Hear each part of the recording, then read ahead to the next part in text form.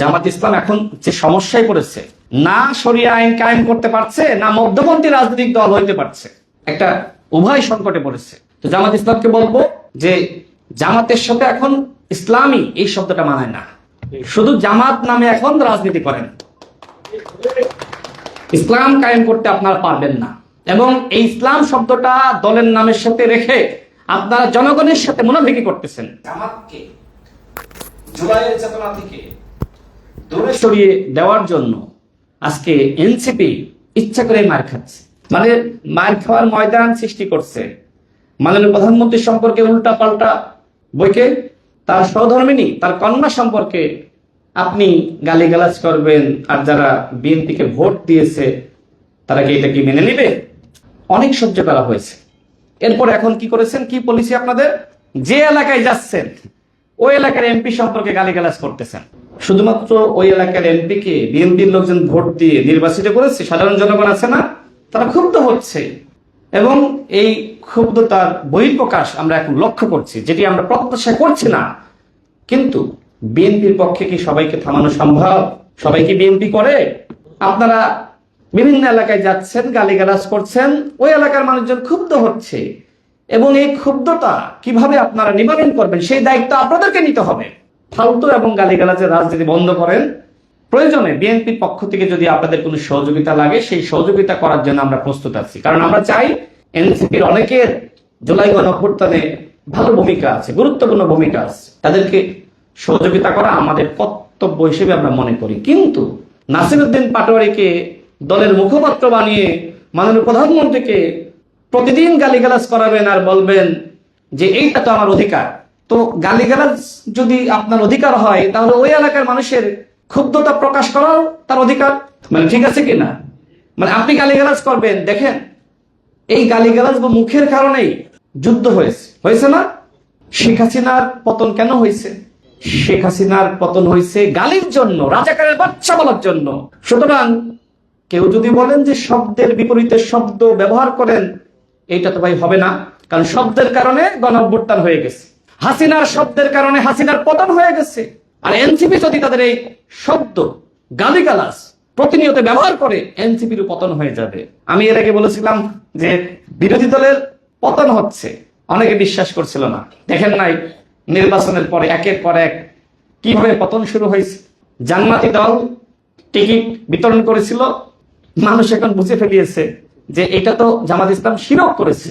কোন দল কোন ব্যক্তি কি জান্নাতের টিকিট বিতরণ করতে পারে? এটা শিরক না? জামাত ইসলাম এখন যে সমস্যায় পড়েছে, না শরিয়া আইন কায়েম করতে পারছে, না মধ্যপন্থী রাজনৈতিক দল হইতে পারছে, একটা উভয় সংকটে পড়েছে। তো জামাত ইসলামকে বলবো যে জামাতের সাথে এখন ইসলামী এই শব্দটা মানায় না, শুধু জামাত নামে এখন রাজনীতি করেন, ইসলাম কায়েম করতে আপনারা পারবেন না।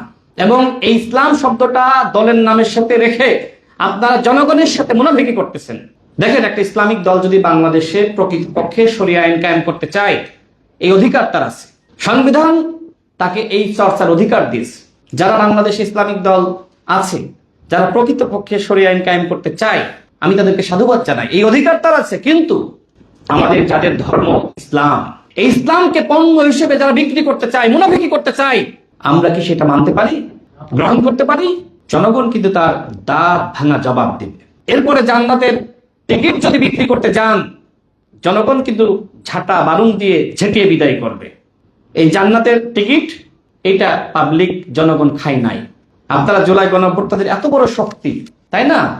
বলেন যে বাংলাদেশে প্রধানমন্ত্রী হয়েছেন আমাদের কারণে, বাংলাদেশে ফিরতে পেরেছেন আমাদের কারণে, মন্ত্রী হয়েছেন আমাদের কারণে। তো আপনাদের এত বড় অবদান, জনগণ কেন আপনাদেরকে ভোট দিয়ে ক্ষমতায় বসাইলো না? বলেন আমাকে। আর বিএনপির ভূমিকা নাই, বিএনপি কে মানুষ ভোট দিল, ক্ষমতায় বসাইলো, জনগণ আপনাদের সাথে মুনাফিকি করেছে, তাই তো বলবেন? আমার মনে হয় এটি বলবে তারা। দেখেন বিএনপি জুলাইয়ের পথে আছে, বিএনপি দল হিসেবে জুলাইকে ধারণ করে। বিএনপি আগেই বলেছিল স্বাক্ষরিত জুলাই জাতীয় সনদের পুরোটাই বাস্তবায়ন করব, এখনো বলছে।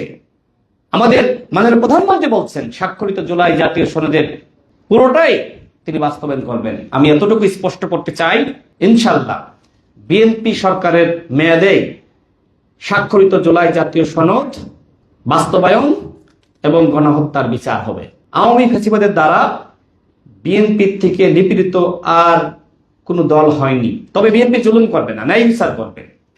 বিএনপি যারা অপরাধ করেছে তাদেরকেও বিএনপি ন্যায় বিচার করবে। বিএনপি কোনো জুলুম করবে না। আমাদের মাননীয় প্রধানমন্ত্রী কি বলেছেন যে ১/১১ সময় আমার এই মেরুদণ্ড ভেঙে ফেলেছিল, এখনো ব্যথা করে, কিন্তু আমি যদি প্রতিশোধ নিই আমার এই ব্যথা কি যাবে? বক্তব্য স্পষ্ট, বিএনপি ন্যায় বিচার প্রতিষ্ঠা করবে। বিএনপি প্রতিহিংসা পরায়ণ হয়ে কারোর সাথে জুলুম করবে না। বিএনপি যদি জুলুম করতো আওয়ামী লীগের কেউ বাড়ি ঘরে থাকতে পারতো না। ১৬ বছর বিএনপি, ছাত্রদল, যুবদলের কেউ ঘরে ঘুমাইতে পারে নাই। বিএনপি প্রতিশোধ নিলে বাংলাদেশের সংঘর্ষ বেড়ে যেত। আমাদের মাননীয় প্রধানমন্ত্রী এটি জানেন যে আমরা নিপীড়নের শিকার হয়েছে, কিন্তু আমরা এখন জয়ী হয়েছি, অভ্যুত্থান জয়ী হয়েছে। এরপরে আমাদেরকে যথেষ্ট ধৈর্য ধারণ করতে হবে এবং এটি আমাদের জন্য একটি পরীক্ষা যে আমরা প্রতিশোধ নিই নাকি আমরা ন্যায় বিচার প্রতিষ্ঠা করি। আমাদের মাননীয় প্রধানমন্ত্রীর যে আচরণ, বক্তব্য, ব্যবহার, আমি মনে করি যে তার সাথে একবার যে কথা বলার সুযোগ পেয়েছে তার প্রতি মুগ্ধ হয়েছে। তিনি এমন একজন আন্তরিক মানুষ। এই সচিবালয় থেকে খাবারের বিল কমিয়েছেন, আগে 4 ভাগ থাকলে এখন 1 ভাগ করেছেন। তার চলাফেরা অত্যন্ত সাধারণ। তিনি গাড়ি নিয়ে হঠাৎ বের হয়ে যান, শহরের কি অবস্থা, কোথায় কি আবর্জনা আছে, সবকিছু ঠিকঠাক আছে কিনা দেখার জন্য নিজেই বের হয়ে যান। তিনি এই যে জনগণের সাথে জেমে চড়ে আমাদের সাথে যান। একজন সিএনজি চালকের বক্তব্য শুনছিলাম যে হাসিনার সময় আমাদের কত কষ্ট হয়েছে, সে রাস্তা দিয়ে যাবে, ঘন্টার পর ঘন্টা বসে থেকেছি। তিনি বলছেন যে আমি একজন সাধারণ মানুষ সিএনজি নিয়ে প্রাইম মিনিস্টারের গাড়ির সাথে যেতে পারি। এর থেকে বড় পরিবর্তন হইতে পারে? আপনাদের সরকার 18 মাসে কি এই পরিবর্তনগুলো করেছিল? সাধারণ মানুষের যে দাবি দাওয়া চাওয়া পাওয়া নিয়ে আন্দোলন করেন, সমস্যা নাই। আমরা তো বলছি না যে আপনারা সমালোচনা করতে পারবেন না, কিন্তু যে প্রতারণা অন্তর্বর্তীকালীন সরকার করলো সেই প্রতারণাকে পুঁজি করে এখন যা কিছু করতেছেন এটা দেশের বিরুদ্ধে চক্রান্ত, নির্বাচিত সরকারের বিরুদ্ধে ষড়যন্ত্র।